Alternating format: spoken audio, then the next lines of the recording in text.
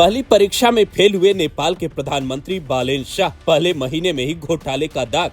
नेपाल की नई सरकार में गृह मंत्री का इस्तीफा, जिसे छोटा भाई कहते थे शाह, वही निकला दागी। क्या नेपाल के केजरीवाल बनेंगे बालेन शाह? एक महीने में पहला विकेट, क्यों शुरू हुआ आंदोलन? ईमानदारी की कसम खाकर सत्ता में आए बालेन शाह के दामन पर एक गहरा दाग लग चुका है। एक महीने के भीतर नेपाल के गृह मंत्री का इस्तीफा साफ इशारा है, राजनीति में किसी पर यकीन करना जनता को भारी पड़ सकता है। दिल्ली में शीला दीक्षित के खिलाफ भ्रष्टाचार के सबूत दिखाने वाले केजरीवाल को भी तिहाड़ जाना पड़ा था। ठीक वैसा ही अब नेपाल में होता दिख रहा है।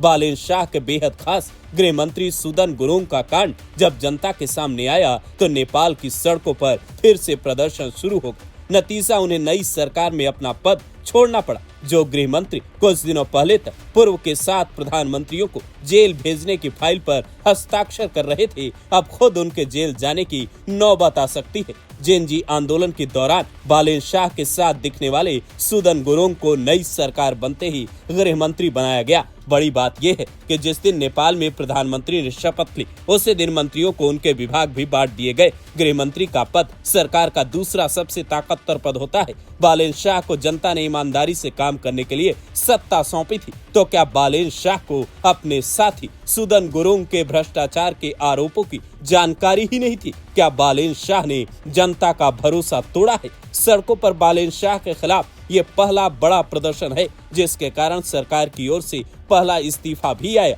लेकिन अगला विरोध इतना बड़ा हो सकता है कि बालेन शाह की कुर्सी तक हिल सकती है। युवाओं के हीरो के रूप में वे जनता के सामने आए, उन्हें नायक की तरह चुना गया, लेकिन उनकी सरकार ने भारत से आने वाले सामान पर भारी टैक्स लगा दिया। हालांकि भारत और नेपाल के बीच रिश्ते कैसे रहे हैं, ये फैक्ट देखकर आप बालेन शाह से उम्मीद करना छोड़ सकते हैं। दिसंबर 2025 में नेपाल सरकार ने 100 रुपए का नया नोट जारी किया, जिस पर नेपाल का ऐसा नक्शा छापा गया जिसमें लिपुलेख, काला पानी, ओलंपियाधुरा को नेपाल का हिस्सा बताया गया, जबकि भारत इन्हें अपना अभिन्न अंग मानता है।